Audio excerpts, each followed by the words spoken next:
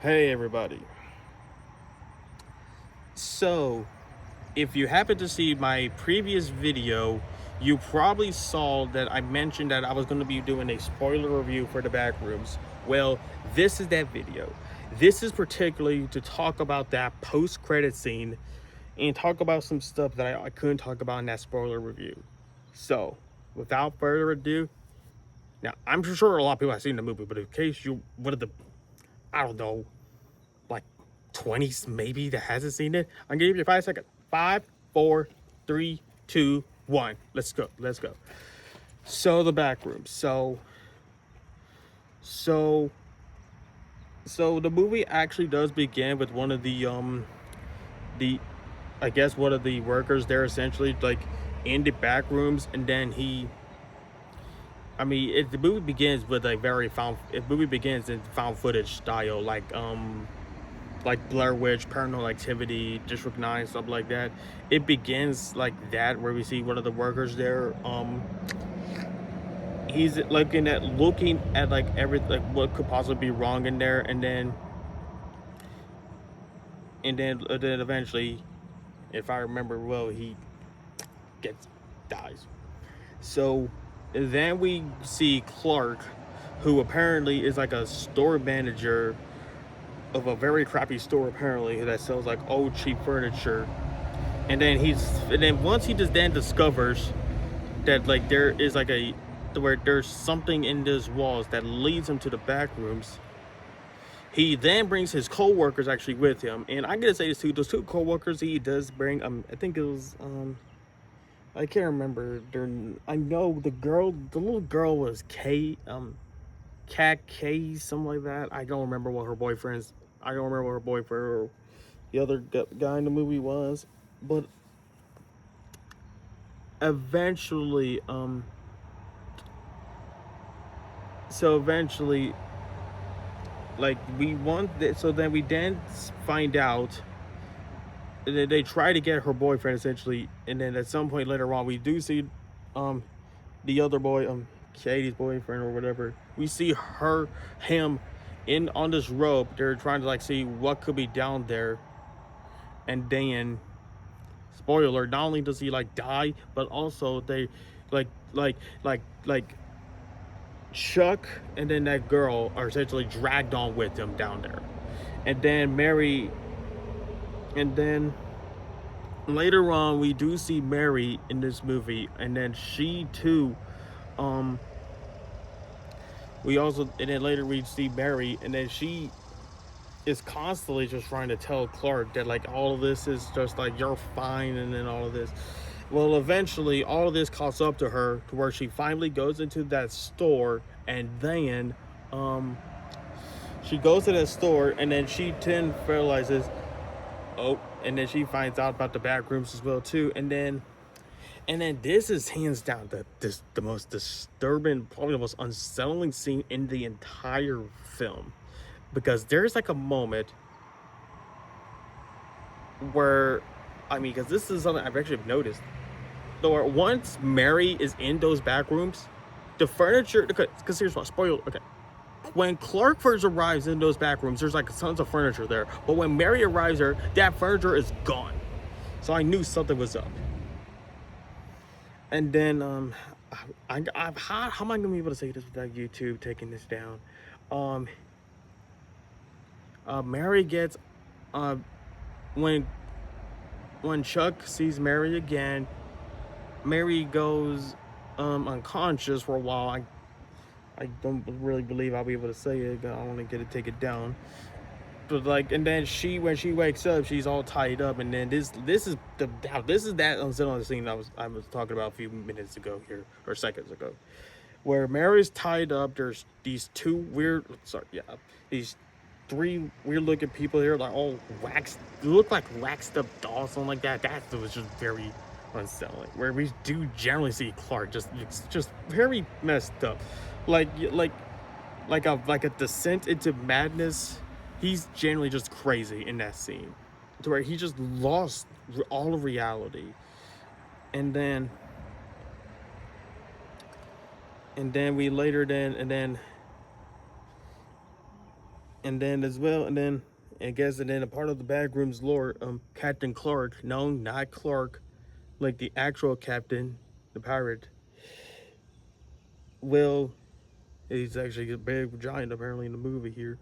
He he grabs Clark, bites him in the shoulder, then he dies. And then at that point, though, but actually a few minutes before that, Mary, sorry, I actually want to point out about that, well, about that scene, Clark's death here for a second, because like I generally believe that it was just one of those moments, and it's one of those like like what the f like moments you will ever see in like a movie. Like,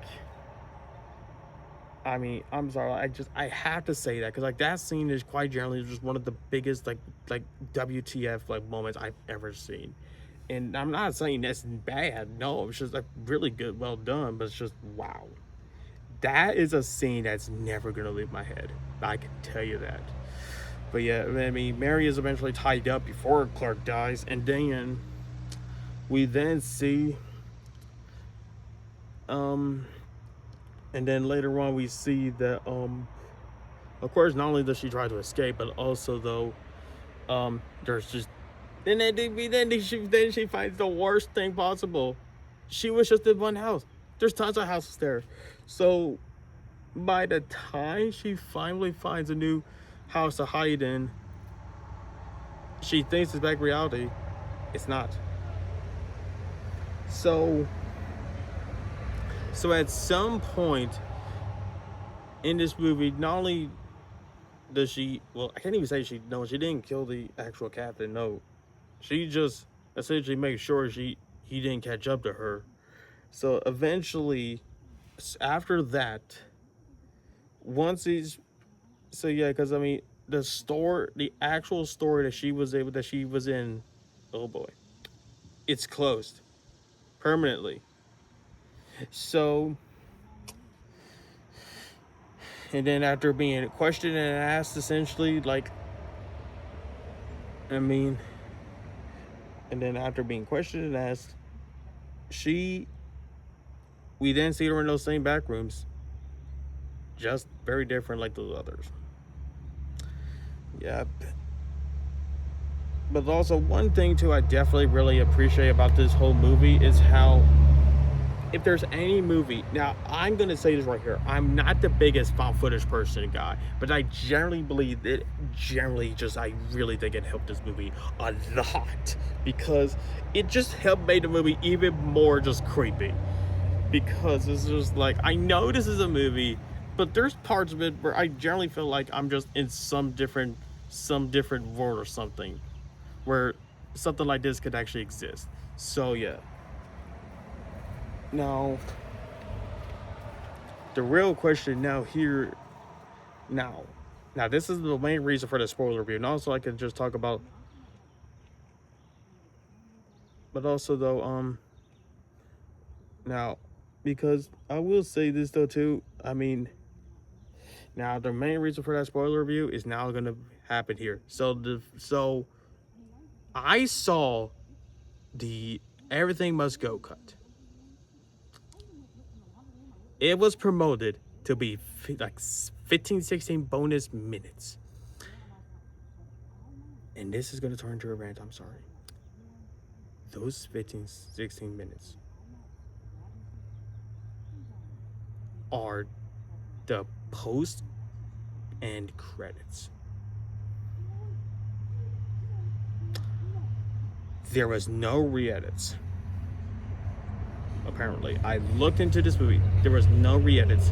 All that bonus 15 minutes was just after the end credits. If you don't, I'm gonna say this right here. I thought that post credit scene was very good. It was very intriguing. But that, I mean, I'm gonna try not to cuss here, but that's bull crap right there. You do not tell me, or any film buff, that this is a director's cut when most of those new minutes is just a damn post-credit scene at the credits. No. Because if you don't know, this post-credit scene is these, I don't know how many workers there are, like 2 or 3. They're in these back rooms looking into what has happened over there. Apparently, and then they find a whole bunch of weird stuff, and at the very end they find this TV, and then one of them eventually dies by this creature. I don't know what this thing is, but like, I get it's for the actual diehard fans of the creepypasta. But, and again, I liked it. Listen, again, I really liked the movie. Like, and I really enjoyed that post-credit scene. But I cannot forgive a movie. I cannot forgive this right here, because when your movie's marketed as a director, I don't care, director's cut or extended cut, I don't care. I expect like new material, essentially like re-edits and all that stuff. There was none of that in this movie. I'm sorry.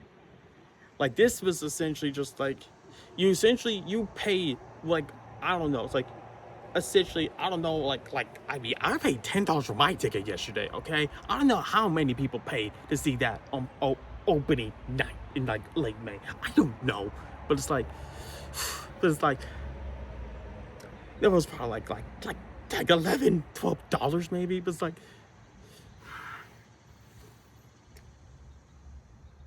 imagine paying $10 to see that opening night in late May. There's a new cut. You didn't have to pay another $10-something because a lot of theaters don't do what I do, well, like mine, unfortunately. So another $10 spent to see this again, and then what do you know? It's just the same cut. The only difference is that after this new one here, it's just 15-minute post-credit scene. That was disgusting work right there. That's disgusting work. I mean, it would have been better off as like a, like, I get it's for the diehard fans and for the lore of the Backrooms, but it's just, I mean, you just don't do that. I'm sorry. For a movie marketed as the director's cut, I mean, I have not been like, I mean, the Deadpool Super Duper cut didn't even piss me off this much, because I knew just for saying Super Duper that there were such just trolling. There was just a few extra minutes. I mean, I knew they were trolling from that, but with this one though, A24, you serious? The same studio that handled the director's cut of Midsummer, which is in my opinion my favorite Ari Aster movie. No, just, I think Ari Aster's best movie, actually, though, in my opinion. Hereditary is still my favorite, but that's a question for another day. I think that director's cut of Midsummer is Ari Aster's best movie. So the same studio who handled that completely botched this one. That's all I have here, folks. So the Backrooms. I'm gonna give this movie like, I'm gonna give this movie like a 8 out of 10, probably like a B, and then probably like a B plus, and then like a 4 out of 5 stars.